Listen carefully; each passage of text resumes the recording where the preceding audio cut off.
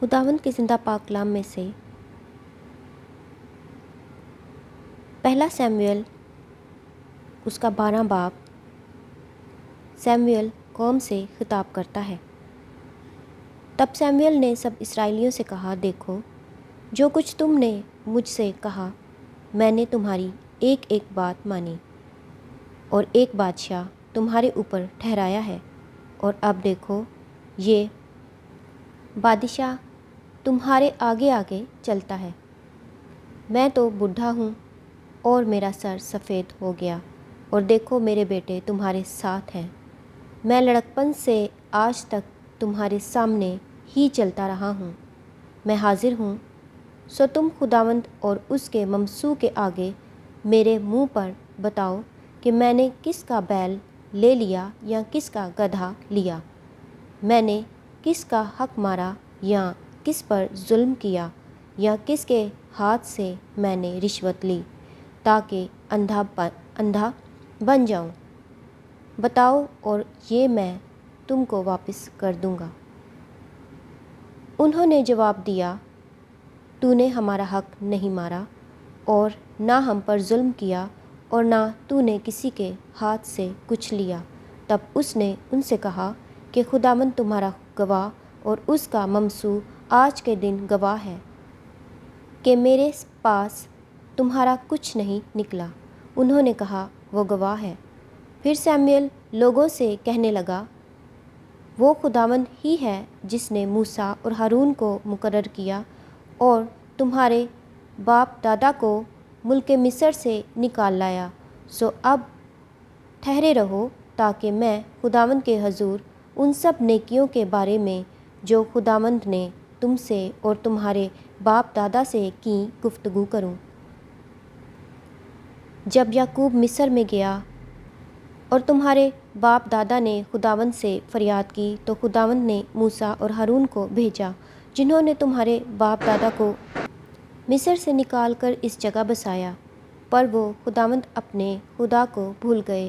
سو اس نے ان کو حصور کی فوج کے سپہ سالار سیسرا کے ہاتھ اور فلسطینیوں کے ہاتھ اور شاہ مواب کے ہاتھ بیچ ڈالا، اور وہ ان سے لڑے۔ پھر انہوں نے خداوند سے فریاد کی اور کہا کہ ہم نے گناہ کیا، اس لیے کہ ہم نے خداوند کو چھوڑا اور بلیم اور استارات کی پرستش کی۔ پر اب تو ہم کو ہمارے دشمنوں کے ہاتھ سے چھڑا تو ہم تیری پرستش کریں گے۔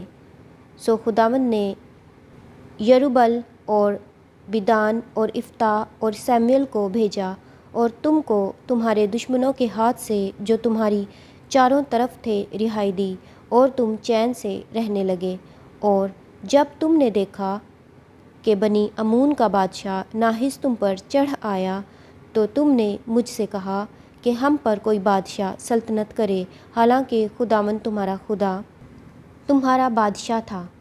سو اب اس بادشاہ کو دیکھو جسے تم نے چن لیا اور جس کے لیے تم نے درخواست کی تھی۔ دیکھو خداوند نے تم پر بادشاہ مقرر کر دیا ہے۔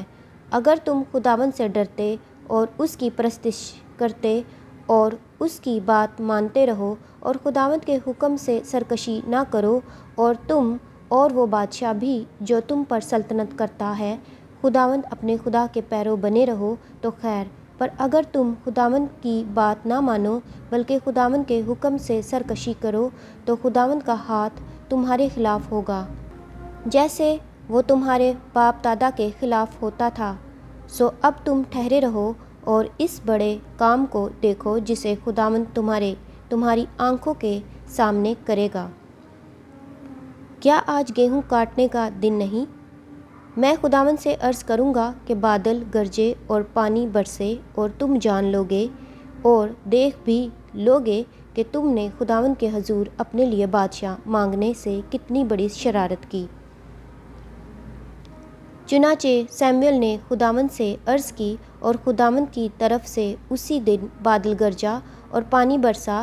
تب سب لوگ خداوند اور سیموئیل سے نہایت ڈر گئے، اور سب لوگوں نے سیموئیل سے کہا کہ اپنے خادموں کے لیے خداوند اپنے خدا سے دعا کر کہ ہم مر نہ جائیں، کیونکہ ہم نے اپنے سب گناہوں پر یہ شرارت بھی بڑھا دی ہے کہ اپنے لیے ایک بادشاہ مانگا۔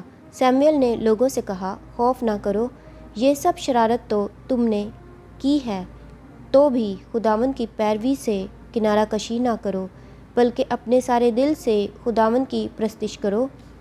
تم کنارہ کشی نہ کرنا، ورنہ باطل چیزوں کی پیروی کرنے لگو گے جو نہ فائدہ پہنچا سکتی نہ رہائی دے سکتی ہیں، اس لیے کہ وہ سب باطل ہیں۔ کیونکہ خداوند اپنے بڑے نام کے باعث اپنے لوگوں کو ترک نہیں کرے گا، اس لیے کہ خداوند کو یہی پسند آیا کہ تم کو اپنی قوم بنائے۔ اب رہا میں، سو خدا نہ کرے کہ تمہارے لیے دعا کرنے سے باز آ کر خداوند کا گنہگار ٹھہروں، بلکہ میں وہی راہ جو اچھی اور سیدھی ہے تم کو بتاؤں گا۔ فقط اتنا ہو کہ تم خداوند سے ڈرو اور اپنے سارے دل اور سچائی سے اس کی عبادت کرو، کیونکہ سوچو کہ اس نے تمہارے لیے کیسے بڑے کام کیے ہیں۔ پر اگر تم اب بھی شرارت ہی کرتے جاؤ تو تم اور تمہارا بادشاہ دونوں کے دونوں نابود کر دیے جاؤ گے۔